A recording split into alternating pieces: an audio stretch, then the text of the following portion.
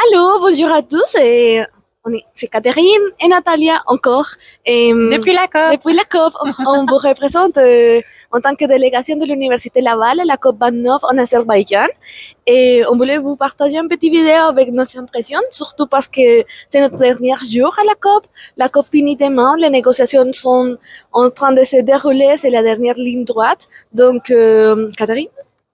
Je pourrais seulement dire qu'en ce moment, il y a beaucoup d'attentes face aux textes négociés. Il y a pas beaucoup d'entente. Il y a beaucoup de tensions en ce moment. Donc, on attend avec impatience. On avait aussi envie peut-être de vous partager nos dernières impressions ou ce un peu avec quoi on repart d'ici. Donc, Natalia, je te laisserai. Donc, en tant que la dernière journée dans la COP 29 en Azerbaïdjan, une COP qui était dédiée aux finances vertes, aux finances climatiques, et on part avec un peu de déception parce que on a vu des dynamiques du nord global contre le sud global, des réclamations, des problématiques qui sont assez présentes et sont très faciles à voir. Et on voit les 1700 lobbyistes des industries pétrolières faire la pression, faire des deals entre les coulisses de la COP, et on voit toutes les représentations du Sud global, des peuples autochtones, des Women's Constituency se battre pour avoir une place dans les négociations, une place dans les textes et les finances qui sont en train d'être négociées. Finances qui, comme Catherine va l'aborder, sont minimales. Et tu touches à quelque chose de vraiment très intéressant aussi. Donc, oui, il y a une présence des lobbyistes des énergies fossiles, des lobbyistes de l'agriculture aussi. Donc, il y a une grande représentation des lobbyistes qui, malheureusement, viennent à la COP pour faire des deals, faire des négociations et on fait conclure des deals. Mais de là, l'importance, l'énorme importance, en fait, de la présence de la société civile. Il y a eu plusieurs actions dans la COP, plusieurs discussions, plusieurs discours aussi, notamment dans le People's Plenary qu'on appelle, donc qui est un espace où est-ce que toutes les membres de la société civile et les différentes constituencies, les regroupements là, de la société civile viennent parler, faire des discours pour ne pas lâcher, pour continuer là, de pousser des demandes, en fait, au gouvernement, aux équipes de négociation. Donc, et je pense aussi que les gouvernements et ceux qui sont en train de négocier, et sont en train de négocier l'argent, le fonds de réparation, le loss and damage, et on voit qu'on oublie, surtout dans cet endroit très aseptique, de quoi on parle. On parle d'une crise climatique, on parle d'une crise mondiale et on ne voit pas l'avancée. On voit qu'il y a des consensus qui se font pas, il y a des textes qui changent, on a des rétrocessus de plus de 10 ans sur la diversité, l'inclusion des peuples autochtones, les human rights. On peut pas faire une justice climatique qui se fait pas avec les droits humains. Mais les droits humains sont en train d'être laissés de côté pour parler de finances, de global market et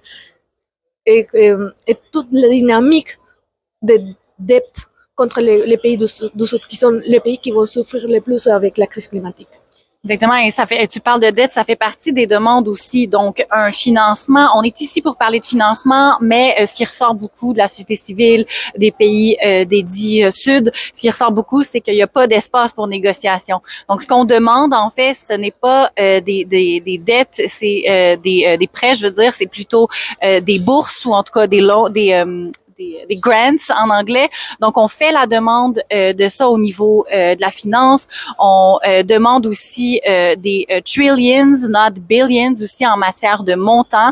Mais on voit malheureusement pas encore ça se concrétiser là où il n'y a pas encore d'engagement, ou en tout cas les engagements sont très minimes pour l'instant. Donc, c'est pour ça qu'on dit qu'on est un peu découragé, mais il y a quand même on repart quand même. Mais je te laisserai comment tu repars. On part avec l'idée, mais c'est surtout la constatation que le droit international et ce type de dynamique vont perpétuer les dynamiques économiques néolibérales où le Sud va payer, les pays du Sud, les communautés sont les plus affectées, et on ne prend pas en compte ça.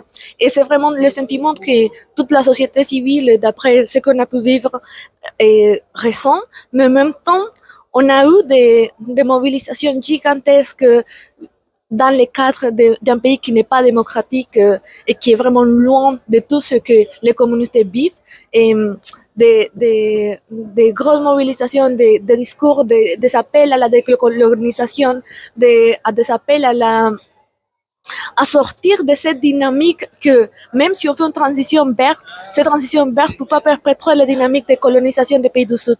Et c'est vraiment avec ça que je repars, avec une constatation que des dynamiques économiques sont encore présentes dans les négociations climatiques, que ça devrait vraiment être l'espace pour les communautés autochtones, ça devrait être l'espace pour les femmes, pour les minorités, et on ne devrait pas parler de néolibéralisme, des investissements étrangers dans une place où on est en train d'essayer de sauver une des plus grandes crises humaines qu'on va vivre et qu'on vit déjà. Exactement, il y a vraiment on a l'impression en tout cas qu'il y a une rupture entre c'est une crise qui est de justice sociale, de justice climatique, et là on a des textes où est-ce qu'on négocie l'article 6 par exemple, où est-ce qu'on va négocier une négociation, un marché de carbone, merci. Donc de pouvoir échanger là quasiment de la nature du territoire contre des émissions de carbone. Donc ça n'engage pas les pays comme les pays du Nord comme le Canada à réduire ses émissions, mais plutôt parce que il a de l'argent, il peut acheter sur le marché du carbone. Et ce qui est vraiment frappant, c'est l'effet de dynamique colonisatrice qui continue à se perpétuer, même avec la transition verte. Donc, l'extractivisme. Donc, la question de la dette du Sud, on peut pas faire un espace de fonds loss and damage qui fonctionne à partir de cette dynamique de prêts, parce qu'on va continuer avec toutes les institutions de Bretton Woods et on les a transposées aux dynamiques climatiques. Et c'est vraiment décevant. Et le fonds Loss and Damage, c'est une des plus grandes. En fait, il y a plusieurs déceptions de cette COP-ci, mais c'est une des déceptions là partagées. Fonds d'adaptation aussi. Et si on prend, mettons, une lettre plus genre, tu l'as mentionné, mais on a des reculs là, historiques dans le texte sur le genre, sur l'adaptation, on ne mentionne plus le genre. On a en financement aussi, donc on ne parle plus de diversité. On ne reflète pas la diversité du genre, l'intersectionnalité aussi. Donc c'est toutes des choses qui ont été écartées. C'est pour ça qu'on dit qu'il y a un recul de 10 ans. Pour l'instant, on attend encore les textes finaux, mais c'est très inquiétant. En fait, il y a des grandes inquiétudes ici.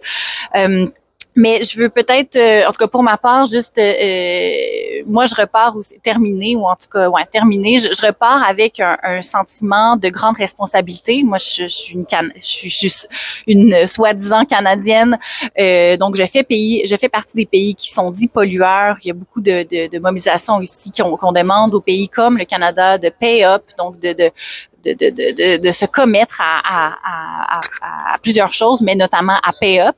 Donc, moi, je dois avouer que je repars aussi avec, c'est très inspirant aussi la mobilisation de la société civile. Donc, je repars vraiment avec cette expérience-là et j'ai envie de la ramener à la maison. Donc, comment est-ce que chez moi, je peux continuer de me mobiliser comme ça, de m'engager, donc de l'engagement citoyen, comment est-ce que je peux m'assurer de travailler justement dans cette perspective-là de justice climatique, peut-être pas à l'international ou en tout cas locale, parce que dans tous les cas, la lutte pour la crise climatique, elle est globale, mais elle est aussi locale. Donc, comment ramener ces mobilisations-là, ces partages aussi de savoir, de connaissances. On a participé à beaucoup de conférences de d'autres pays, donc il y a vraiment un partage de savoir, une collaboration sur place que je ramène, que j'ai envie aussi de partager. Donc, pour moi, ça va être vraiment important de partager dans mon entourage, mais aussi dans le cadre de l'université, qu'est-ce que j'ai appris, comment je peux le transmettre, puis comment est-ce qu'on peut contribuer à démanteler un peu ces dynamiques-là dont tu parlais, très coloniales, très extractivistes,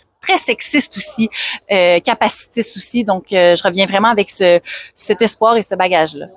Et de mon côté, et pour finir, on va, en tant que femme latine migrante qui habite dans le nord global, mais qui vient du sud global, je pars avec un apprentissage gigantesque concernant la réaffirmation des problématiques du sud global et la nécessité de réaffirmer et de reprendre des espaces qui ont été toujours niés à ce type de population. Les peuples autochtones, le sud global, on est là, on connaît la problématique, les peuples autochtones, le sud a des réponses, mais ces réponses vont pas se faire à partir de modèles extractivistes, de faire des dettes au pays du Sud au profit et sortir l'argent, mais aussi de la crise climatique. Donc, merci. Merci pour votre écoute. Non, merci de votre écoute. C'est très important que vous partagiez ce message et on se retrouve très bientôt.